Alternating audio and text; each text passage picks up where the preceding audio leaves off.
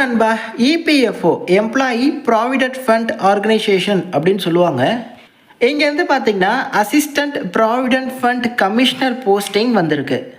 உண்மையிலே இது ஒரு ரேரான ஆப்பர்ச்சுனிட்டி தான். பல வருடங்களுக்கு பிறகு வந்திருக்கு. ஸோ இந்த எக்ஸாமை யார் கண்டக்ட் பண்ணுறா அப்படின்னா யூபிஎஸ்சி, அதாவது யூனியன் பப்ளிக் சர்வீஸ் கமிஷன். அதாவது யூபிஎஸ்சினாலே நமக்கு ஐஏஎஸ் ஐபிஎஸ் போன்ற தேர்வுகள் தான் மைண்டுக்கு வரும். ஆனால் இந்த யூபிஎஸ்சி அப்படிங்கிறது ஒரு ஆணையம். எப்படி தமிழகத்தில் டிஎன்பிஎஸ்சி இருக்குது, அப்புறம் மத்திய அரசில் எஸ்எஸ்சி, இது மாதிரிலாம் இருக்குல்ல, அதெல்லாம் ஒரு ஆணையம். ஸோ இந்த EPFO assistant provident fund commissioner இந்த பதவியை இந்த யூபிஎஸ்சி மூலமாக நிரப்புறாங்க. Online application are invited from direct recruitment தான். ஓகே, இது பார்த்தீங்கன்னா இன்டர்னலோ இல்லை ப்ரொமோஷனோ அதெல்லாம் கிடையாது, டைரக்ட் ரெக்ரூட்மெண்ட். ஸோ எல்லாருமே அப்ளை பண்ண முடியும். ஓகே, upsc.online.nic.in இதுதான் அஃபிஷியல் வெப்சைட்டு. ஸோ இதில் வர ஆகஸ்ட் 22 செப்டம்பர் 11 நீங்கள் ஆன்லைனில் அப்ளை பண்ணிக்கலாம். நான் எல்லா டீட்டெயில்ஸுமே நான் இப்போவே சொல்லிடுறேன். இது அஃபிஷியல் ஷார்ட் நோட்டீஸ் ரிலீஸ் பண்ணியிருக்காங்க யூபிஎஸ்சி தரப்பில். மொத்தமாக எவ்வளோ வேக்கன்சி அப்படின்னா 80 வேக்கன்சி இருக்கான் ஃபார் த போஸ்ட் ஆஃப் ஏபிஎஃப்சி, அதாவது assistant provident fund commissioner. So பார்க்க இந்த கமிஷனர் இந்த மாதிரி நேமில் இருக்க எக்ஸ்பீரியன்ஸ் வேணுமானா தேவையில்லை. நீங்கள் எனி டிகிரி முடிச்சிருக்கீங்க அப்படின்னா நீங்கள் தாராளமாக அப்ளை பண்ணிக்கலாம். ஃப்ரெஷர்ஸ் ஆல்சோ எலிஜிபிள் அப்படின்னு சொல்லியிருக்காங்க.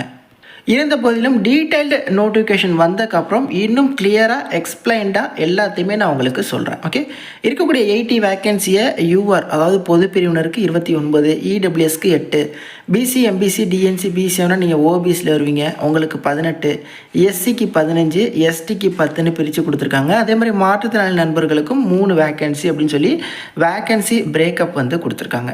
பே ஸ்கேல் பாருங்களேன், லெவல் 10, அதாவது இது குரூப் ஏ பிரிவில் வரக்கூடிய ஒரு ஹை லெவலான vacancy. Group A level 10 pay மேட்ரிக்ஸ்லாம் பாருங்கள், கிட்டத்தட்ட பேசிக் பேவே கிட்டத்தட்ட ஒரு 75,000 80,000 இருக்கும். அது இல்லாமல் அடிஷனல் அலவன்ஸ் பெனிஃபிட்ஸ் எல்லாமே சேர்த்தா லேக்ஸ்க்கு மேலே உங்களுக்கான அந்த சிடிசி அப்படிங்கிறது இருக்கும். ஓகே, ஏஜ் லிமிட்டை பொறுத்தவரையும் 35 வயசு வரை இருக்கிற யூஆர் இடபிள்யூஎஸ் அப்ளை பண்ணலாம். பிசி எம்பிசி டிஎன்சி பிசினா 38 வயசு வரையும் அப்ளை பண்ணிக்கலாம். எஸ்சி எஸ்டினா 40 வயசு வரையும் அப்ளை பண்ணிக்கலாம். அதே மாதிரி மாற்றுத்திறனாளியாக இருக்கீங்க அப்படின்னா உங்களுக்கு 10 இயர்ஸ் வரை ரிலாக்ஸேஷன் கொடுக்குறாங்க. அதாவது 35 + 10 45 வயசு வரையும் கூட நீங்கள் அப்ளை பண்ணிக்கலாம். ஆனால் டீட்டெயில் நோட்டிஃபிகேஷனில் என்ன டைப் ஆஃப் மாற்றுத்திறனாளிக்கு இதில் வேக்கன்சி இருக்குது அப்படிங்கிறத பார்க்கணும். ப்ளஸ் தற்போது பார்த்திங்கன்னா அஃபிஷியல் ஷார்ட் நோட்டீஸ் ரிலீஸ் பண்ணியிருக்காங்க. இன்றைக்கி 20 4 அப்ளை பண்ணிக்கலாம் அப்படின்னு சொல்லியிருக்காங்க. ஸோ இன்றைக்கோ இல்லை நாளைக்கோ டீட்டெயில்டு நோட்டிஃபிகேஷன் வந்துடும். அதில் பார்த்திங்கன்னா தேர்வுக்கு என்ன படிக்கணும் எல்லாமே டீட்டெயில்டாக சொல்லிடுவாங்க. ஓகே, ஜென்ரலான இன்ஃபர்மேஷன் சொல்லணும் அப்படின்னா இது குரூப் ஏ சர்வீஸில் வருது. ரிட்டன் எக்ஸாமினேஷன் இருக்குது, இன்டர்வியூவுமே இருக்குது. இந்த 80 வேக்கன்சி அப்படிங்கிறது ஆல் இந்தியா வேக்கன்சி தான். ஸோ உங்களுக்கு எங்கே வேணால் இந்த ஆப்பர்ச்சுனிட்டியில் போடலாம். பட் இதற்கான எக்ஸாம் இன்டர்வியூ இது எல்லாமே நம்ம ரீஜன் தமிழ்நாட்டிலே நீங்கள் ட்ரை பண்ண முடியும். குரூப் ஏ சர்வீஸில் வர்றதுனால எக்ஸாமினேஷன் டஃப்பாக தான் இருக்கும். ஏன்னா அந்தளவுக்கு உங்களுக்கு சேலரி. பட் பொதுவாக இந்த மாதிரி ஹை லெவல் வேக்கன்சிலாம் வருது அப்படின்னா அதுக்கு ஒன்று எக்ஸ்பீரியன்ஸ் கேட்டிருப்பாங்க, இல்லை குறிப்பிட்ட படிப்பு தான் படிக்கணும், இல்லைனா இன்டர்னல் வேலைவாய்ப்பாக இருக்கும். அதெல்லாம் இங்கே கிடையாதுங்க. டைரக்ட் ரெக்ரூட்மெண்ட் தான், எனி டிகிரி அப்ளை பண்ணிக்கலாம். ஃப்ரெஷர்ஸும் எலிஜிபிள் அப்படின்னு சொல்லியிருக்காங்க. இருந்த போதிலும் டீட்டெயில்டு நோட்டிஃபிகேஷன் வரட்டும். அதில் நான் உங்களுக்கு எக்ஸாமுக்கு என்ன படிக்கணும் ப்ளஸ் எல்லா தகவலுமே சொல்கிறேன். பட் யூபிஎஸ்சினாலே பொதுவாக ஃபீஸ் பார்த்திங்கன்னா 25 ரூபீஸ் தான் இருக்கும். ஸோ அதையுமே நீங்கள் மைண்டில் வச்சுக்கோங்க. பட் இதுக்கு எக்ஸாமுக்கு என்ன படிக்கணும், சிலபஸ் டீட்டெயில்ஸு இது எல்லாத்தையுமே நான் உங்களுக்கு நாளைக்கு இல்லை நாளான்னைக்கு போஸ்ட் பண்ணுறேன். ஸோ அதுக்கப்புறம் தான் உங்களுக்கு ஒரு ஐடியா கிடைக்கும். ஓகே, என்ன டாபிக் இருக்குது, ஓகே இங்கிலீஷ் லாங்குவேஜ் இருக்குது, அது நம்மளால் முடியுமா. ஸோ இந்த மாதிரி டீட்டெயில்டு அனாலிசிஸ் நீங்கள் பண்ணணும். அதுக்கப்புறம் நீங்கள் இந்த ஆப்பர்ச்சுனிட்டிக்கு ட்ரை பண்ணுங்கள். இப்போவிருந்தே நீங்கள் இது தொடர்பாக நிறைய டீட்டெயில்ஸை கலெக்ட் பண்ணுங்கள். ஷார்ட் நோட்டீஸ் வந்திருக்கு, அதை தான் நான் உங்களுக்கு வீடியோவாக எக்ஸ்பிளைன் பண்ணியிருக்கேன்.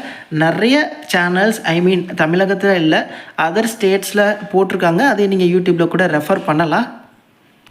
நிச்சயமாக ஒரு ரேரான ஆப்பர்ச்சுனிட்டி அப்படின்னே சொல்லலாம். இந்த இபிஎஃப்ஓவில் இஓஏஓ அந்த போஸ்டிங்கும் இப்போ அடுத்து வர இருக்குது.